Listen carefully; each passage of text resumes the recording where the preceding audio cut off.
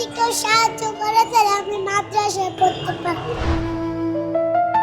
তো সাহায্য চাইতাম মানুষের কাছে, মানুষ দিত না। দুনিয়ার কথা বলতো যে সুস্থ মানুষ এগুলা কেন করেন। কষ্ট না আসলে তো আর মানুষের চোখে পানি আসে না, কষ্টের কারণেই তো মানুষের চোখে পানি আসে।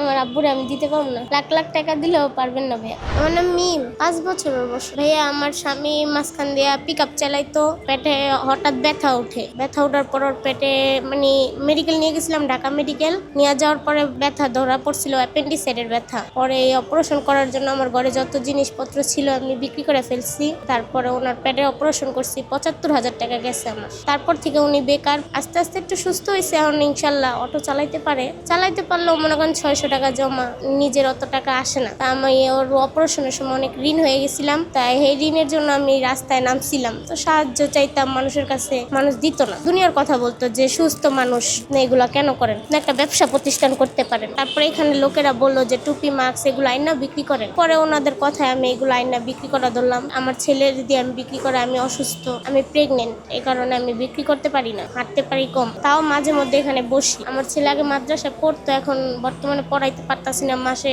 বেতন অনেক টাকা, 2000 টাকা লাগে। তো আমি পারতাছি না ভাই, আমার পক্ষে সম্ভব না। আমার যদি কেউ সাহায্য করে তাহলে আমি মাদ্রাসায় পড়তে পারবো। মাস্ক টুপি বেশি, তাও 200 টাকা বেশি। ঈদের পরে মাদ্রাসায় ভর্তি হবো। আমি মাদ্রাসায় পড়তে ভালো লাগে, বড় আলেম আলামে মসজিদে নামাজ পড়বো। আমার এগুলো বিক্রি করে ডেলি 300-400 টাকা আসে। তা দিয়ে আমার সংসারে চালাই। আমার স্বামীর কিছু টাকা আসে, 200-300 টাকাও দিতে পারে ঘরে। এই দিয়ে আমার সংসার চলতেছে। আচ্ছা, অটো যে চালা, অটো কি নিজের নাকি ভাড়া? ভাড়ায় চালায় না, কিছু টাকা পায়, একজনই পায়। এছাড়া 3-4 জনের টাকায় দেওয়া হয়ে গেছে। আর একজনের 42,000 টাকা, ওটা মনে করেন লাভ সহ অনেক টাকা হয়েছে। লাভ ধরে মানুষ, আমি কি করবো ভাইয়া, গরিব মানুষ, দিতে তো হইব। নিচ্ছি যেহেতু আমার তো দিতেই হবে, কারণ আমি যাই না নিচ্ছি, না যাই না তো নি নেই। ডেলি 400 টাকা দেওয়া লাগে তাকে, ডেলি 300-400 টাকা বিক্রি হয়, কিছুই থাকে না। আমার স্বামীর টাকা দিয়ে বাজার সদাই চালাই, সে 300-400 টাকা দিতে পারে। তারপরও মাসে মাসে ঘর ভাড়া বাইজা যায়। এখন আমি চাই যদি কেউ কিছু সাহায্য করতো, আমার উপকার হইতো। আমার এই দিনটা যদি সত্য হতো, আমার আর রাস্তায় নামা লাগতো না। আমার নাম রাতুল।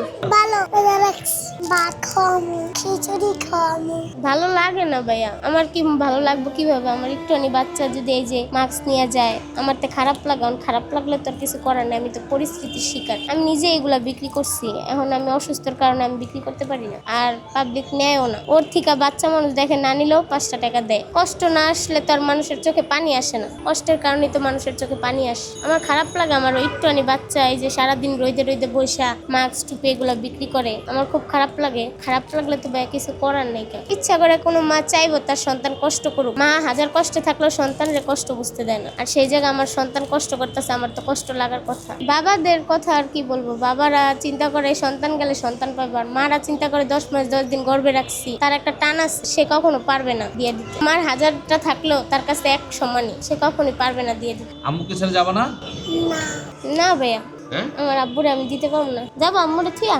না ভাইয়া, লাখ লাখ টাকা দিলেও পারবেন না ভাইয়া। ওই টাকা মনে করেন হাতের ময়লা, টাকা আসে আর যায়, সন্তানরা আর পাবো না। বাইতুল মোকাররম মসজিদে আসলে আমার পাইব। ছেলের নাম মোহাম্মদ রাতুল। 013168911075, এটা বিকাশ নাম্বার। 013168911075।